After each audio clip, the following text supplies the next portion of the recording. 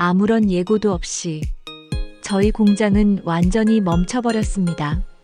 전 세계에서 가장 앞서 있다는 실리콘밸리의 반도체 공정 라인. 그런데 그 중심에서 한국의 존재를 새롭게 발견한 한 전문가의 이야기입니다. 이건 단순한 부품 문제가 아닙니다. 한국은 지금 세계의 리듬을 조용히 바꾸고 있습니다. 저는 마크 에반스입니다. MIT에서 전자공학 박사 학위를 받고 국방부와 미국 항공우주국, 인텔에서 수석 기술 고문으로 일했죠. 지금은 AI 반도체 스타트업 기술 고문으로 일하고 있습니다. 제 인생은 늘 기술과 함께 했어요. 논리적이고 실용적인 것만 추구해왔습니다. 그런데 2025년 봄, 제 세계관이 완전히 흔들리는 사건이 일어났습니다. 그날은 평범한 화요일이었습니다. 아침 커피를 마시며 이메일을 확인하던 중이었죠. 갑자기 비상 알림이 울렸어요. 프리몬트 공장에서 라인이 멈췄다는 소식이었습니다. 처음에는 별 생각 없이 기술팀에 연락했어요. 아마 센서 오작동이겠지. 1시간 내로 해결될 거야. 이런 일은 종종 있었으니까요. 그런데 이게 심상치 않았습니다. 기술팀장의 목소리가 떨렸어요. 마크, 이건 단순한 오류가 아닙니다. 시스템이 완전히 멈췄어요. 원인을 찾을 수가 없습니다. 사태의 심각성을 깨닫고 즉시 차를 몰고 공장으로 향했습니다. 공장에 도착했을 때 직원들의 얼굴이 하나같이 긴장으로 굳어 있었어요. 초미세 공정에 사용되는 정밀 센서 모듈에 결함이 생겼다는 겁니다. 교체할 수 있지 않나? 제가 물었죠. 그게 재고가 없습니다.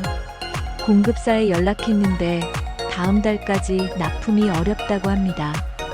뭐, 그걸 왜 미리 알리지 않았어? 가슴이 답답했습니다. 하루에 수백만 달러의 손실이 발생하는 상황이었으니까요. 그런데 더 충격적인 소식이 들어왔습니다. 텍사스, 오리건, 뉴욕주의 6개 공장도 동시에 비슷한 문제로 멈췄다는 거예요. 모두 우리와 같은 정밀 센서 모듈 때문이었습니다. 이건 단순한 우연이 아니었어요. 뭔가 체계적인 문제가 있었죠. 회의실에 팀원들을 모았습니다. 원인을 철저히 분석하자. 모든 데이터를 수집하고 공급망을 역추적해야 해. 밤을 새워 작업했어요. 커피잔이 수십 개 쌓였죠. 데이터를 분석하면 할수록 이상한 패턴이 보였습니다. 모든 멈춘 공장에는 한 가지 공통점이 있었어요. 한국산 부품이었습니다. 이게 무슨 말도 안 되는 소리지? 처음엔 믿기 어려웠어요. 제품 표기에는 분명 미국 회사 이름이 있었습니다. 그런데 내부 구성 요소를 추적해보니 핵심 모듈은 한국의 중견기업에서 납품받고 있었던 거예요. 정밀 센서의 광학 부품, 미세 가공 장비용 레이저 유닛, 고온 내구 코팅제, 모두 한국에서 온 것이었습니다. 이게 다 한국에서 온 거였다고? 저도 모르게 중얼거렸어요. 동료들의 얼굴에도 놀라움이 가득했습니다. 우리는 늘 중국과 대만에만 집중해왔어요. 한국은 뛰어난 삼성과 LG가 있지만 주로 완제품 생산이나 조립 라인 정도로만 생각했거든요. 그런데 이 작은 부품들, 겉으로는 드러나지 않지만 시스템의 핵심을 이루는 부품들이 모두 한국산이었다니. 더 깊이 파고들수록 충격은 커졌습니다. 이 문제는 우리 회사만의 문제가 아니었어요. 미국 국방부의 위성 부품 공급, 민간 우주기업의 로켓 센서, 전기차 라인의 ESS 모듈까지. 그 중심에는 전부 한국의 기술이 있었습니다. 마치 거대한 퍼즐을 풀어가는 것 같았어요. 한 조각씩 맞춰갈수록 그림이 선명해졌습니다. 한국 기업들이 글로벌 공급망의 목이 되는 부품을 차근차근 장악해왔던 거야. 제 결론이었죠. 그들은 화려한 광고나 대대적인 발표 없이 조용히 핵심 부품 시장을 점령해왔던 겁니다. 마치 물 흐르듯 자연스럽게, 그러나 확실하게요. 다음 날 긴급 회의가 소집되었습니다. 정부 관계자들도 참석했어요. 제가 조사 결과를 발표했죠.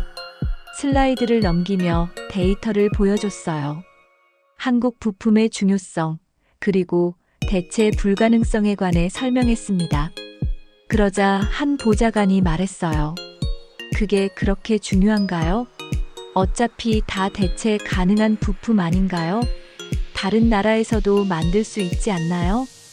숨이 턱 막혔습니다. 이 사람들은 아직도 상황의 심각성을 모르고 있었어요. 노트북을 돌려 보여줬습니다. 미국 내 생산시설 28곳이 모두 한국산 부품 없이는 생산 불가라는 분석 리포트였어요. 그제야 회의실의 분위기가 달라졌습니다. 도대체 우리가 어떻게 이걸 몰랐지? 누군가 중얼거렸어요. 이건 국가 안보 문제입니다. 다른 사람이 말했죠. 맞습니다. 이건 단순한 공급망 문제가 아니었어요. 우리나라의 기술 주권과 직결된 문제였습니다. 한국 부품이 없으면 미국의 첨단 산업이 멈춰버리는 상황이 된 거죠. 우리는 그동안 자만했습니다. 미국이 기술 최강국이라고 믿었고, 다른 나라들은 우리의 그림자 속에서 따라오는 정도라고 생각했어요. 그런데 어느 순간 그림자가 실체가 되어 있었습니다. 저는 한국 본사의 엔지니어와 화상회의를 요청했습니다. 영상 속에 나타난 김 부장이라는 중년의 한국 기술자는 차분했어요. 우리의 급박한 상황에도 불구하고 그는 침착했습니다. 그의 사무실 창밖으로는 반도체 공장의 야경이 보였어요. 김 부장님, 왜 이런 중요한 부품의 공급에 문제가 생긴 겁니까? 제가 물었죠. 김 부장은 잠시 생각하더니 말했습니다. 에반스 박사님, 우리는 굳이 목소리를 높일 필요는 없습니다. 필요한 순간이면 알아서들 찾아오니까요. 그 말은 이상하게도 오만하게 들리지 않았어요. 단지 조용한 자신감이었습니다. 수십 년간 기술을 쌓아온 이들의 진정한 자부심이었죠. 그 순간 저는 처음으로 느꼈습니다. 이건 단순한 기술력이 아니다. 철학이다. 김 부장의 얼굴에서 읽을 수 있었어요. 기술을 개발하는 것은 단순히 돈을 벌기 위한 것이 아니라는 신념을. 그것은 국가의 미래를 건설하는 일이자 세계 속에서 자신들의 위치를 확립하는 일이라는 믿음을요. 회의가 끝난 후 저는 한국의 기술 의존도를 더 깊이 추적해 보기로 했습니다. 자료를 찾던 중 우연히 문화 데이터도 접하게 됐어요. K-POP, 한국 드라마, 게임에 관한 통계였죠. 처음에는 별 관심이 없었습니다. 기술자인 저에게 대중문화는 그저 오락거리에 불과했으니까요. 그런데 숫자들이 흥미로웠어요. 한국 문화 콘텐츠의 소비 증가가 한국 제품 소비 증가와 상관관계를 보이고 있었습니다. 문화적 친밀감이 브랜드 신뢰도 상승으로 이어지고, 그것이 다시 정서적 연결로 확장되는 패턴이었어요. 쉽게 말해, 한국 드라마를 보는 사람들은 한국 제품에 더 호감을 갖게 된다는 거죠. 이 나라는 두 개의 심장을 갖고 있다. 기술과 문화. 메모장에 적었습니다. 한국은 기술로 몸을 움직이고 문화로 마음을 움직이고 있었어요. 이건 단순한 경제 전략이 아니라 종합적인 국가 브랜딩이었습니다. 다음 주 내내 잠을 설쳤어요. 모은 데이터를 분석하고 패턴을 찾고 가설을 세웠습니다. 마침내 하나의 리포트를 완성했어요. 코드네임은 K-FLOW였습니다. 내용은 간단했지만 파급력이 큰 것이었죠. 한국이 세계 기술 공급망을 조용히 재편하고 있으며 그 영향력은 감성 영역까지 침투 중이다. 이 보고서는 단순한 산업 분석이 아니었습니다. 이건 전략적 경고문이었어요. 미국이 앞으로 나아갈 방향에 대한 제안서였죠. 동료 중 일부는 제가 너무 과민 반응한다고 생각했습니다. 마크, 자네 요즘 한국 드라마에 빠진 건 아닌가? 농담처럼 던지는 말도 있었어요. 하지만 저는 확신했습니다. 이건 기술 전쟁이 아닙니다. 인식의 싸움입니다. 우리가 한국을 어떻게 인식하느냐에 따라 미래 협력의 방향이 결정될 거라고 믿었어요. 오랫동안 우리는 한국을 그저 팔로워로 봤습니다. 이제는 그들을 파트너로 봐야 할 때였죠. 보고서를 백악관, 국방부, 실리콘밸리의 주요 기업들, 그리고 유럽 기술 단체에 전달했습니다. 처음에는 큰 반응이 없었어요. 그러다 점차 변화가 생기기 시작했습니다. 한국과의 기술 협력 강화 발표, 문화교류 확대, 핵심 부품 공동연구 제안. 모두가 이제 보이지 않던 심장을 주목하기 시작한 거죠. 마지막 정부 회의에서 저는 이렇게 말했습니다. 우리는 너무 오랫동안 시끄러운 나라들만 주시해왔습니다. 자신을 크게 드러내고 목소리를 높이는 나라들만요. 하지만 조용한 나라가 움직일 땐 세상이 바뀌는 겁니다. 회의실은 잠시 침묵에 빠졌어요. 그리고 천천히 고개를 끄덕이는 사람들이 늘어났습니다. 그들도 알게 된 거죠. 21세기의 진정한 힘은 소리치는 데 있지 않다는 것을. 조용히, 그러나 확실하게 세계의 중심으로 자리 잡는 전략에 있다는 것을요. 오늘도 저는 사무실 창가에 서서 바깥을 내다봅니다. 다시 가동되기 시작한 공장들, 바쁘게 오가는 사람들. 이 모든 일상이 얼마나 많은 보이지 않는 연결고리로 이어져 있는지 새삼 실감합니다. 우리가 익숙하게 쓰는 스마트폰, 전기차, 인공위성, AI까지 그 중심엔 조용히 움직이며 세상을 바꿔온 대한민국이 있었어요. 말하지 않아도 행동으로 증명하는 나라. 흐름을 따르던 나라에서 흐름을 바꾸는 나라로 성장한 나라. 이제 저는 확신합니다. 한국이 없으면 세계는 멈춥니다. 지금 제 책상 서랍에는 한국 부품의 샘플들이 가득합니다.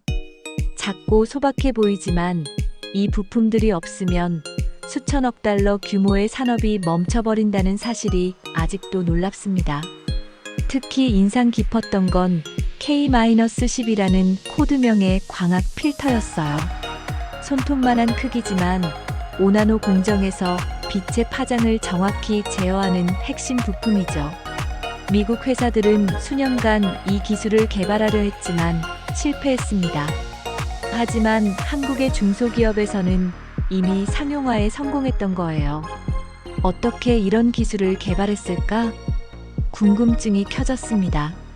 한국 기업들의 기술 발전 과정을 조사하면서 독특한 패턴을 발견했어요.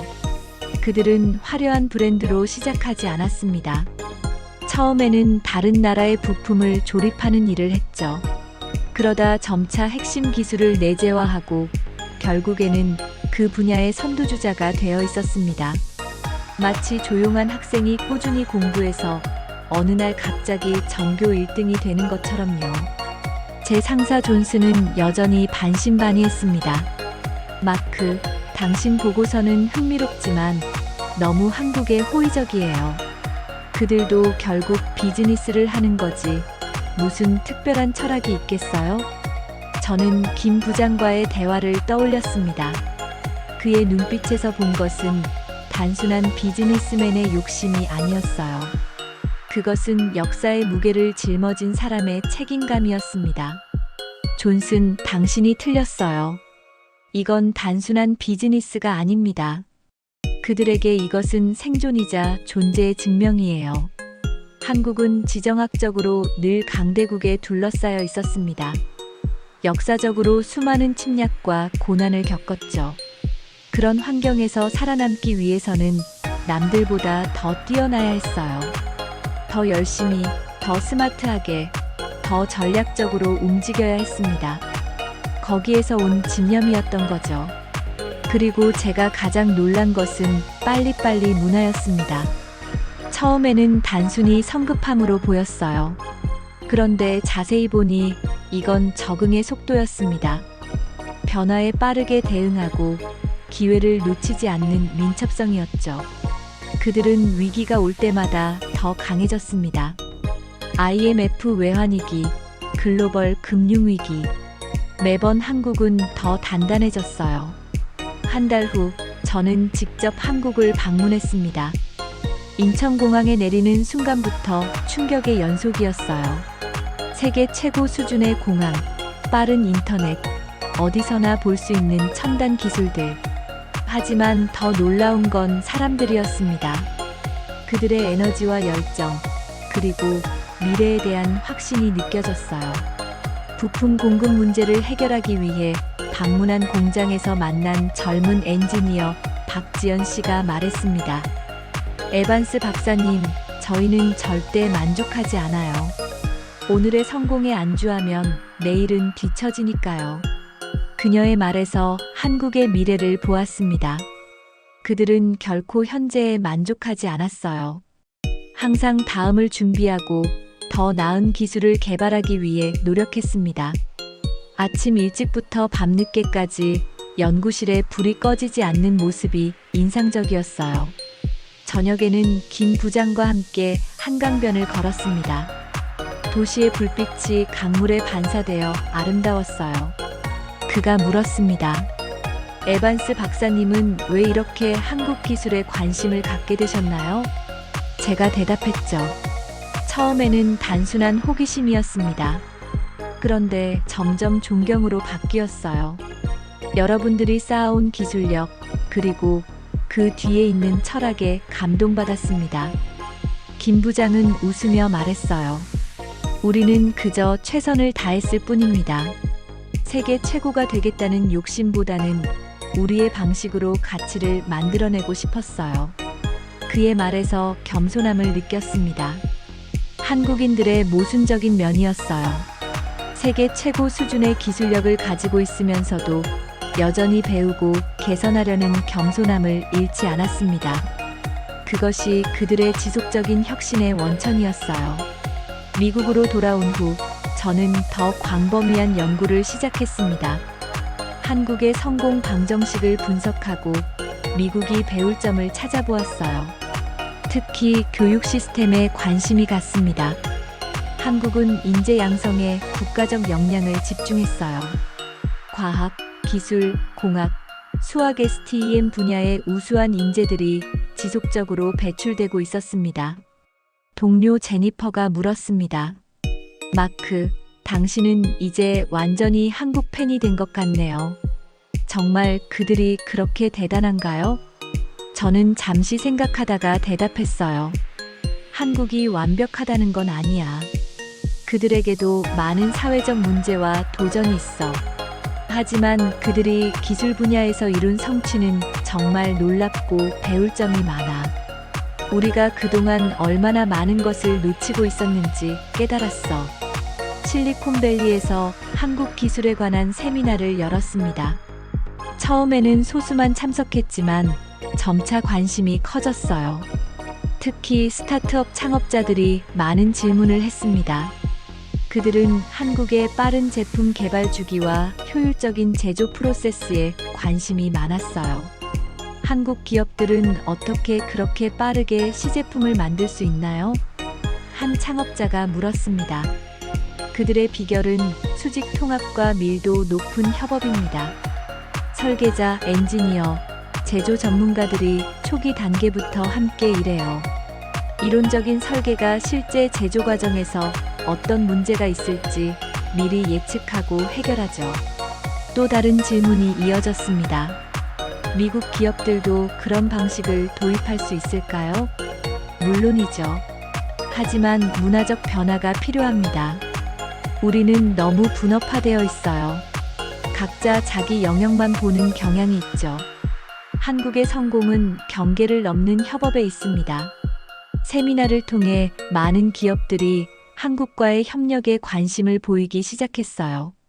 특히 중소기업들이 한국의 부품 제조사들과 파트너십을 맺기 시작했습니다. 이는 작지만 의미 있는 변화였죠. 정부 정책도 서서히 바뀌기 시작했습니다. 미국의 반도체법이 단순히 자국 기업 지원을 넘어 글로벌 협력을 강화하는 방향으로 확장되었어요. 특히 한국과의 기술 교류 프로그램이 새롭게 추가되었습니다. 백악관 회의에서 한 관료가 물었습니다. 에반스 박사, 왜 하필 한국인가요? 다른 아시아 국가들도 있지 않습니까? 제가 답했죠. 한국은 독특한 위치에 있습니다.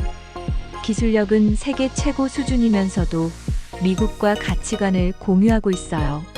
민주주의, 자유시장 경제, 법치주의.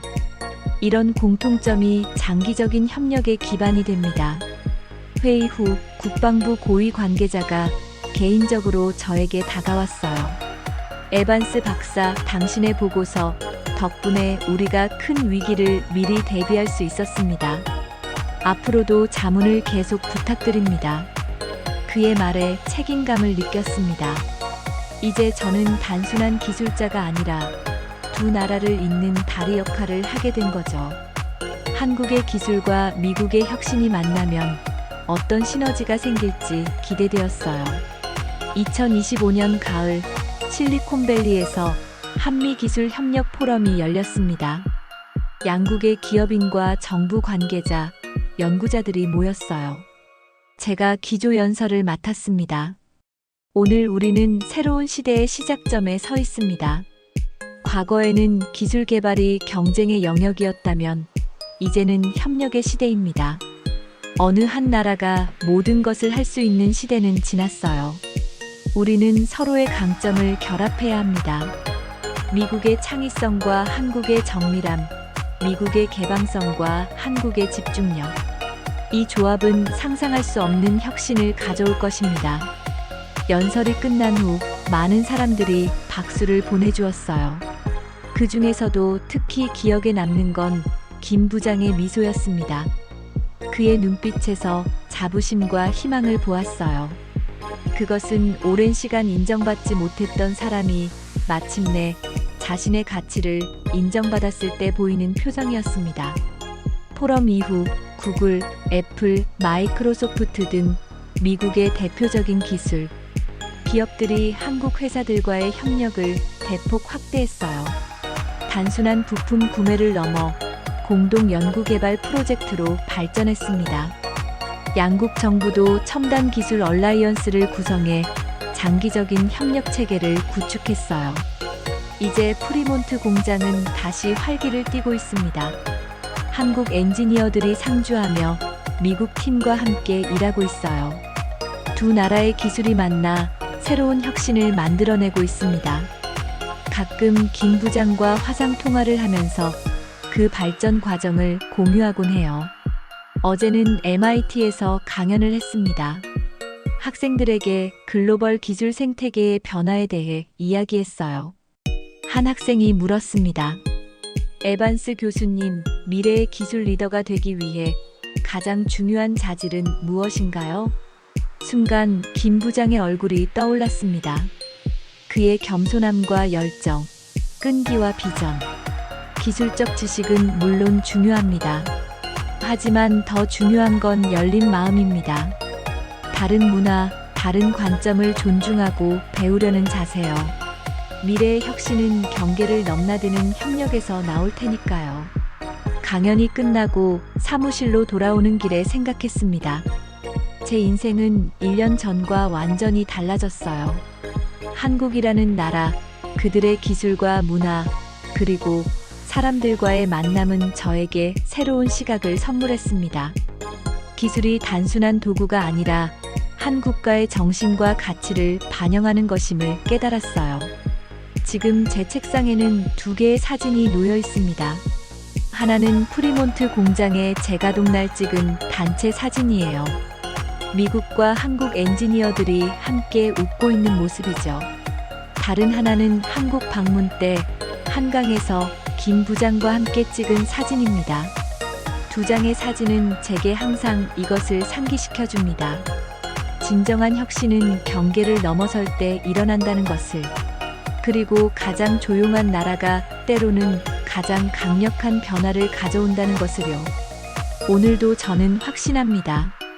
한국이 없으면 세계는 멈춥니다. 그리고 앞으로 우리가 함께 만들어갈 미래는 그 어느 때보다 밝을 것이라고요. 우리가 익숙하게 쓰는 스마트폰, 전기차, 인공위성, AI까지 그 중심엔 조용히 움직이며 세상을 바꿔온 대한민국이 있었습니다. 말하지 않아도 행동으로 증명하는 나라. 흐름을 따르던 나라에서 흐름을 바꾸는 나라로. 한국이 없으면 세계는 멈춥니다.